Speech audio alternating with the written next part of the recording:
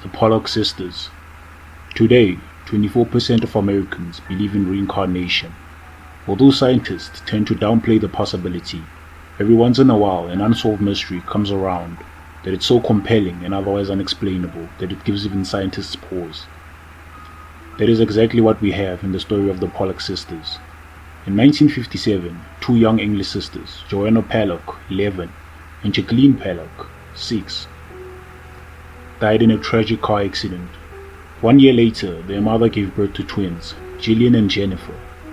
When the twins were old enough to talk, they began identifying and requesting toys that had belonged to their dead sisters, pointing out landmarks that only the dead sisters would have known, such as the school they'd attended, and sometimes panicking upon seeing cars idling. After the twins turned 5, these incidents became less frequent, and the girls went on to lead normal lives. Still, the story of the Pollock sisters made its way to Dr. Ian Stevenson, who was born in 1987 and died in 2007, a psychologist who studied reincarnation. After studying thousands of supposed cases, Dr. Stevenson wrote a book telling of 14 he believed to have been real, including that of the Pollock sisters. The Terrarical Case. On the morning of September 20th, 1988 in Belen, New Mexico, it seemed like a perfect day to ride a bike. Terrarical borrowed her mother's pink bike to go out for a spin. Extroverted and active, she worked as a bank teller and was studying to become either a psychologist or psychiatrist. She planned to play tennis that afternoon and asked her mom to drive out after her in case she got a flat tire and didn't return home by noon. She never did return. Every lead went to a dead end until a year later, when a photo was found depicting a young woman her age and a missing boy, both gagged. The Polaroid photograph was found in a parking lot outside a junior food store in Florida.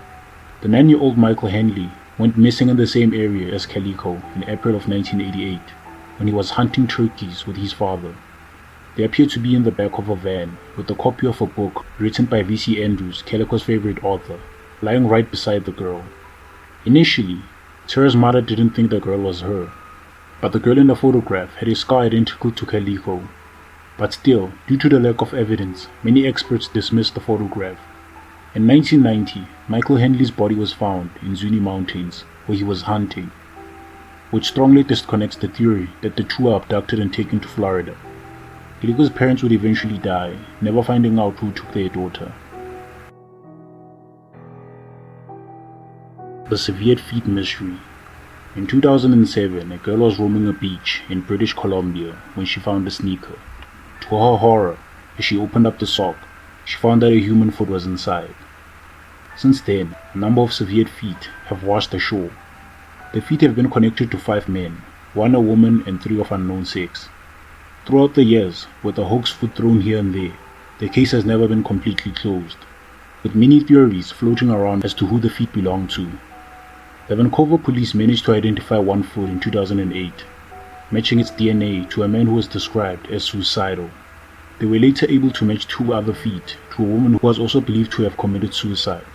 Because of these findings, many speculate that the feet belong to those who jumped off a bridge to their deaths.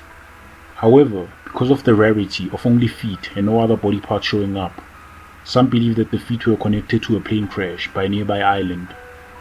Others suggest they were those of the victims of the Asian tsunami in 2004, since the make of the shoes were all manufactured before 2004.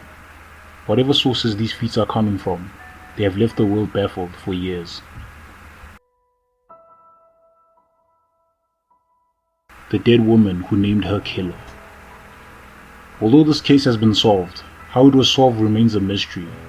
In 1977, a respiratory therapist in Chicago was murdered in her apartment. Teresa Basa was found under a flaming mattress, a butcher knife buried in her chest. Police attempted to track her stolen jewelry, with no luck. They also failed in trying to link any of the suspects to the crime. It seemed impossible to find the perpetrator. That is, until Remy Chua, a co-worker who barely knew the victim, involuntarily became a leading source of the information. Chua began having frequent visions and nightmares about Basa. It started in the locker room of her work, where she experienced seeing a man's face behind Basa. This would repeat in her dreams. Chua then began channeling Basa's spirit when conversing with her husband. While channeling Basa's spirit, Chua told her husband the entire story of Basa's murder. She claimed an orderly at the hospital named Alan Shori was helping Basa with her television when he assaulted her. He then killed her and set her mattress on fire. The spirit was even able to give details of what happened to her jewelry, which was given to Shari's common law wife. Mr. Shua convinced his wife to give these details to the police. The police were skeptical at first, but after seeing the Basa's jewelry on Shora's wife, Basa's cousin was able to confirm it just as the spirit said she could. The police were able to convict the man for 14 years in jail. Unfortunately, there was not enough evidence to convince him longer. But was it really Basa's ghost who named her killer? Perhaps Shua had knew some facts in the case and disguised it as a spirit possessing her. Whatever led the police to the killer remains to be a mystery.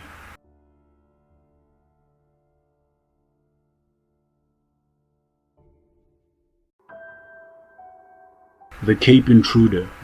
The final unsolved case is not a famous case, but a local one that I remember from years ago. Back in 2005, in the affluent town of Cape Elizabeth, Maine, the community experienced something unnerving. During the night, victims who kept their doors unlocked would wake up in the morning to catch a brief glimpse of a man staring at them. Before they could react, the man would flee the scene, leaving the house just as it was before he entered it. Nothing was stolen, nobody was injured or killed. All that he took was their privacy when he snuck into their bedrooms to watch them sleep. A rough sketch depicting a man in his early 20s played on the local news. Everybody seemed to think they knew who it was, and the police received a number of calls from concerned citizens naming possible suspects. Although 2 people named the same person, the police never did the catch, the Cape Intruder. After some intrusions in August, December and February, he never did break in again. Perhaps he had his fill of staring at sleeping bodies during that time period. But the thought that such a person existed and still walks among us is enough to give anyone the chills. And of course, serves a grim reminder to lock our doors.